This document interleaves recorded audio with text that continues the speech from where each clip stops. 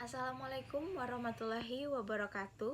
Perkenalkan, nama saya Nur Sipa Sajia. Di sini saya akan memaparkan hasil dari review jurnal yang berjudul Life Cycle Assessment in Indonesia Forestry Sector, a Scoping Review. Baik, langsung saja. Di sini saya akan menampilkan judul serta penulis dari jurnal yang akan saya paparkan ini beserta abstrak dari jurnal tersebut.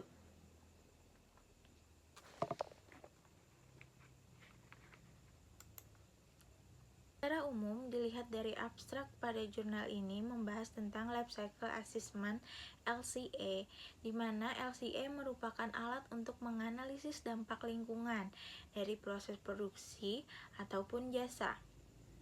Seperti yang kita ketahui, hutan memberikan manfaat lingkungan yang sangat besar melalui jasa ekosistem, tetapi beberapa kegiatan pengelolaan hutan seperti pembibitan, penjarangan, pemangkasan, pengendalian hama, dan pemanenan telah menghasilkan beberapa dampak negatif seperti polusi dari pemanfaatan mesin, pupuk, dan pestisida, juga konsumsi air.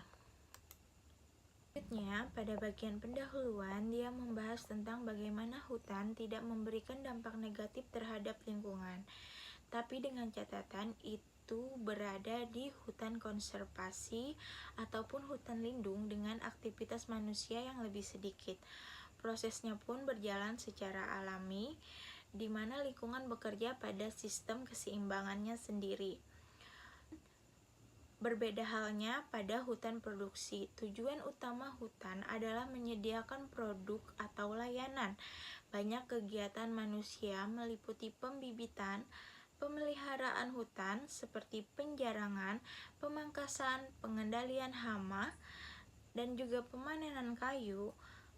Kegiatan ini telah berdampak negatif terhadap lingkungan seperti polusi udara dari penggunaan mesin, polusi air dan tanah, dan penggunaan pupuk dari pestisida dan konsumsi air.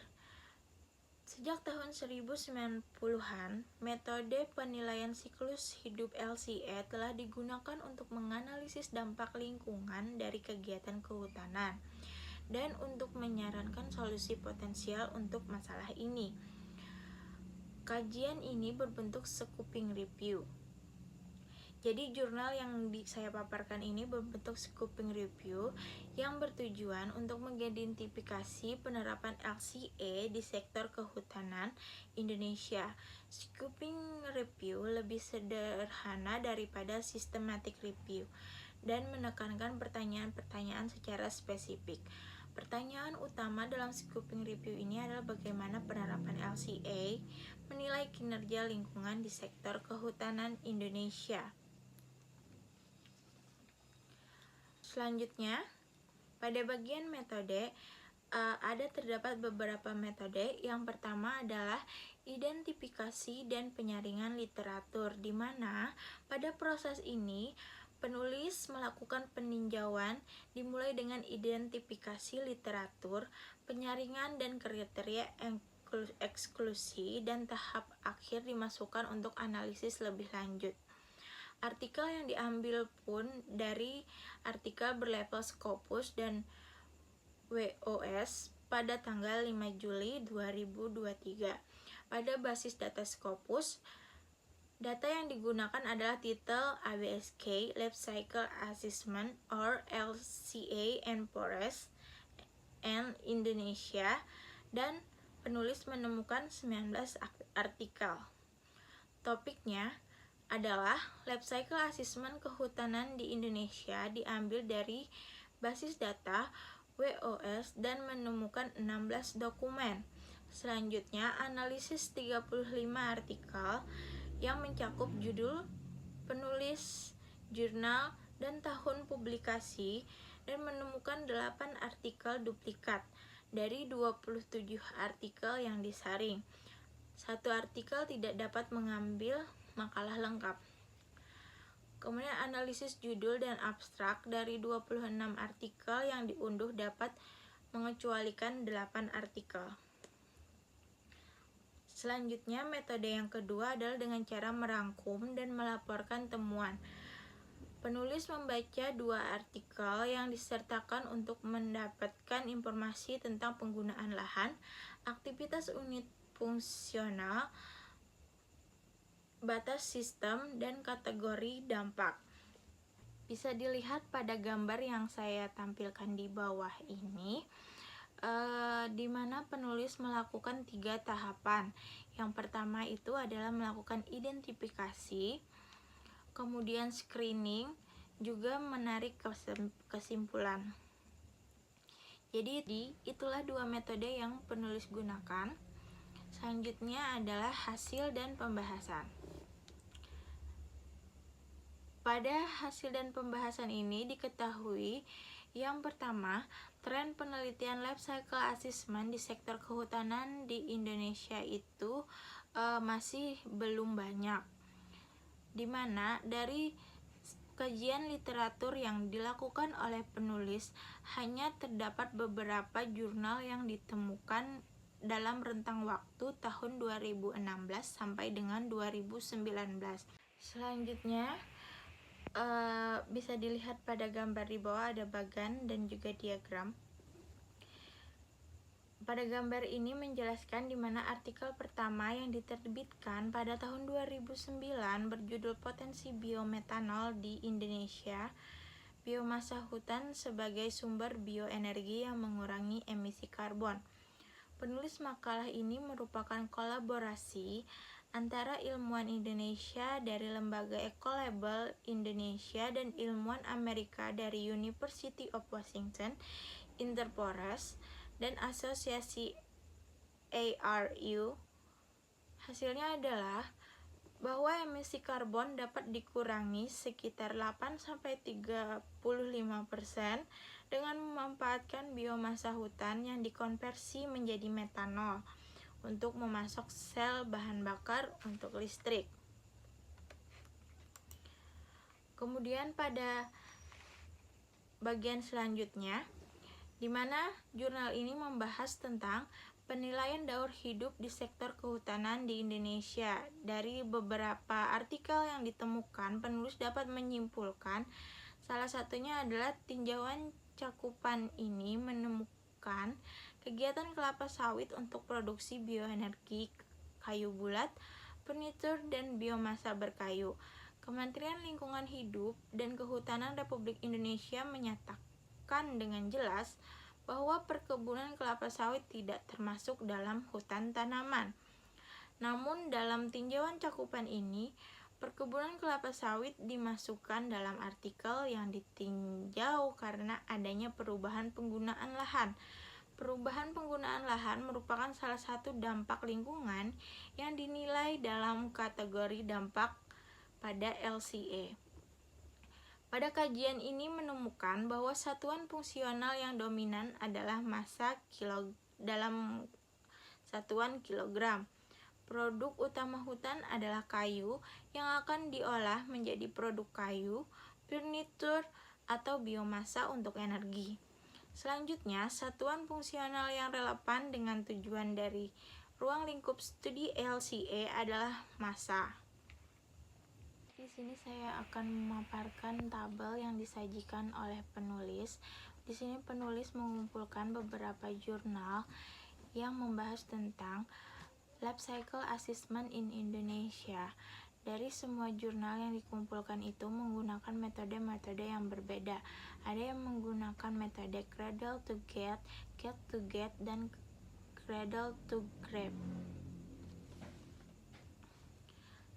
Jurnal-jurnal yang ditemukan ini lebih banyak membahas tentang bagaimana oil palm plantation, kemudian bagaimana prosesnya, kemudian juga ada penelitian tentang cocoa production. Selanjutnya ada penelitian tentang kayu billet production. Baik, selanjutnya di sini penulis memaparkan arah penelitian ke depannya, di mana kita ketahui kegiatan kehutanan itu merupakan sesuatu yang sangat kompleks, di mana kegiatan-kegiatannya bisa dijabarkan seperti pembentukan hutan, perawatan hutan, pemanenan hutan, pengelolaan hasil hutan, dan pemasaran hasil hutan. Merujuk pada tabel sebelumnya, maka dapat disimpulkan LCA dalam kehutanan itu dapat dikelompokkan sebagai cradle to get to get, dan cradle to grab. Akan tetapi, batas cradle dalam kehutanan mengandung banyak subbatas, di mana potensi penelitian yang dapat dikembangkan di hutan alam atau hutan tanaman di Indonesia untuk sistem batas cradle to cradle adalah LCA pada kegiatan pembibitan untuk produksi bibit, perawatan hutan seperti penyiangan, penjarangan, pemangkasan, dan juga pengendalian hama serta pemanenan. Seperti yang kita ketahui, hutan di Indonesia itu sangat bervariasi, baik berdasarkan tujuan pengelolaan atau spesies yang dominan di dalamnya. Misalnya, hutan tanaman untuk pulp itu berada pada tanah mineral dan juga lahan gambut. Dan hutan tanaman untuk bioenergi dengan menggunakan tanaman gamal dan juga kaliandra itu adalah bisa dikatakan untuk lokasi penelitian potensial untuk penelitian LCA lebih lanjut. Lebih jauh lagi, penulis jurnal ini juga mengharapkan sarjana-sarjana selanjutnya dapat menguraikan LCA dalam produk hutan hak atau bukan kayu, misalnya LCA dalam pengelolaan bambu, pemeliharaan lebah, ataupun produksi madu. Kesimpulan yang dapat diambil dari jurnal ini adalah di Indonesia, penelitian LCA telah diterapkan di sektor kehutanan. Kegiatan bervariasi mulai dari produksi kayu bulat, industri mebel, produksi biomasa, dan produksi pelet kayu. Batas sistemnya pun bervariasi dari cradle to get to get, dan juga cradle to grab. Namun, penelitian dalam batas sistem cradle to cradle seperti produksi bibit, pembangunan hutan, seperti penanaman, penjarangan, pemangkasan, pengendalian hama, dan juga pemanenan hutan masih kurang banyak informasi yang ditemukan. Dari hasil pemaparan jurnal yang saya review sebelumnya, maka saya dapat memberikan saran atau rekomendasi untuk penelitian-penelitian selanjutnya. Semoga kedepannya penelitian LCA di sektor kehutanan Indonesia perlu dikembangkan untuk menyusun basis data yang komprehensif, dan juga semoga lebih banyak jurnal-jurnal atau artikel-artikel yang ditemukan membahas tentang life cycle assessment di bidang kehutanan, sehingga banyak referensi yang dapat digunakan untuk pengelolaan LCA di bidang kehutanan. Demikianlah pemaparan singkat dari saya tentang jurnal yang berjudul Life Cycle Assessment in Indonesia Forestry Sector, a Scoping Review. Meskipun tidak terlalu sempurna dan banyak terdapat keterbatasan, jurnal ini tetap memberikan kontribusi yang penting dalam memahami bagaimana LCA yang diterapkan untuk meningkatkan keberlanjutan sektor kehutanan di Indonesia. Saya berharap bahwa tinjauan ini dapat memberikan gambaran yang berguna bagi kita semua. Terima kasih atas waktu dan kesempatannya. Saya akhiri. Wassalamualaikum warahmatullahi wabarakatuh.